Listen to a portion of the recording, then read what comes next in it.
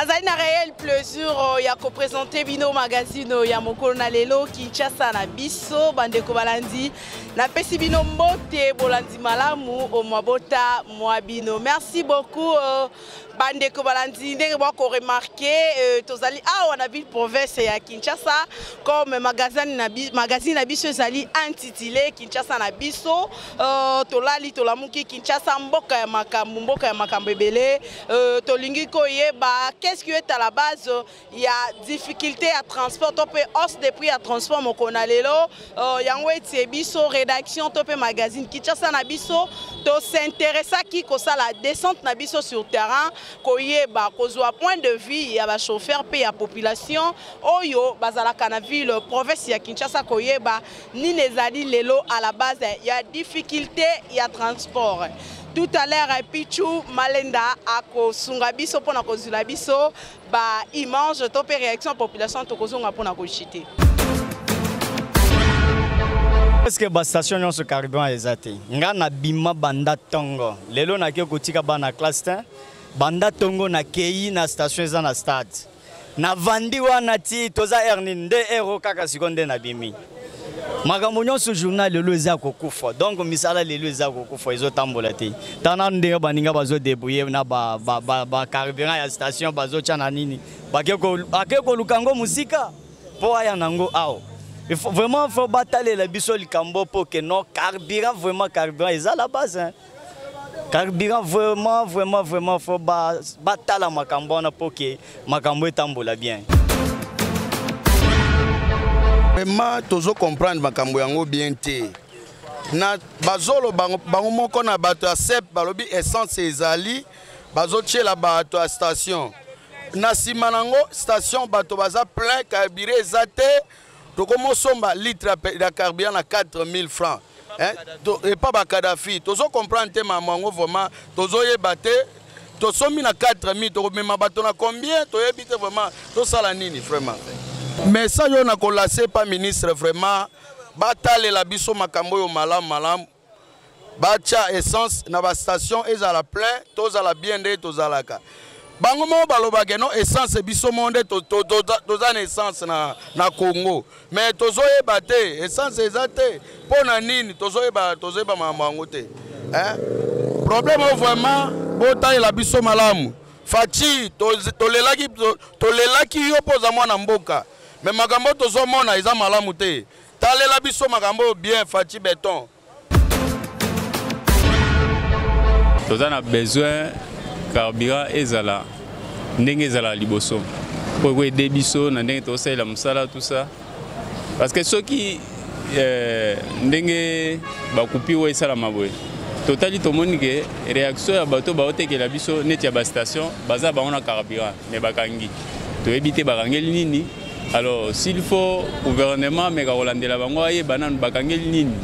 Pour biso peto eba, et go aider biso, na façon ya travail net tout ça. Bité biti nino et salut que le carburant était. To ebi biti. To monika mbala moko bazote kate bazote kate kuna bazote kate ba Kadhafi ba Matisi. Alors, biso pe to mo gende en extrême. Merci beaucoup.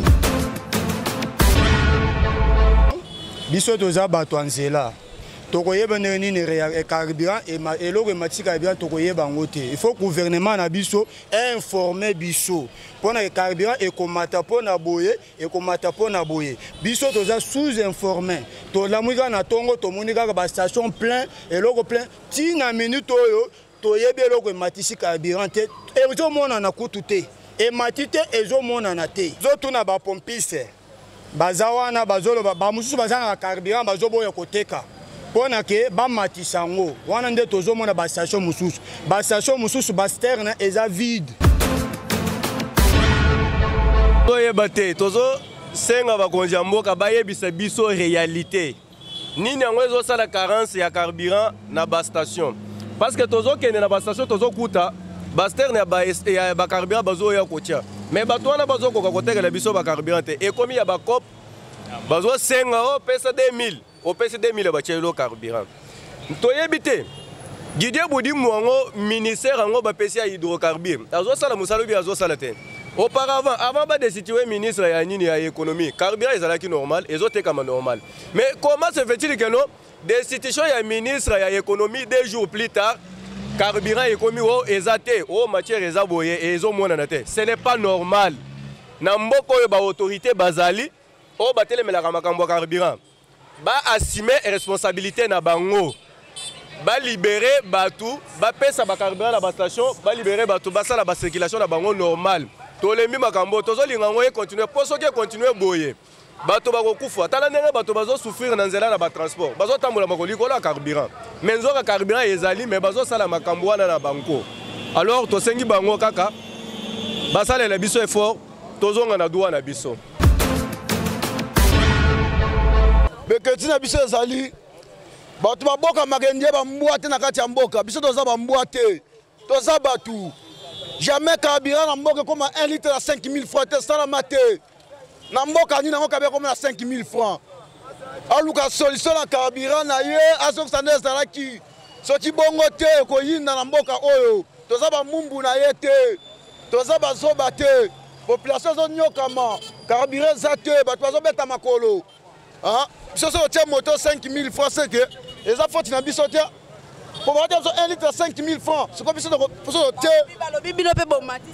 mais toi, on a droit qu'on matisse ça pour 1 litre à 5 000 francs. C'est comme si on a 500 francs de bénéfice. Azong ça carburant des acquis normal. Je ne bois pas black, tu bois bitumba, tu bois que ça la ibarate, un carburant normal. C'est un carburant normal. Tu n'as pas façon sango. Sera son sango, tu n'as pas station tout au tumango. Je suis un bisonné ministre, on a aluka moyen donc ça carburant est normal. Je suis un bisonné wana. Est-ce que tu que ministre balobi ba carburant ezali mais faut pas passer. Mais tu repasses à tes corps. Carburant bon souci n'a pas ezali boya, sorti à moni à côté à ta carburant 1 litre 3 000, 4 000, 5 000 à tel la biso essentiel boni ni population est normal. Bon carburant ça va bon melangoni. Bino moko ba chauffeur pe bozan ba.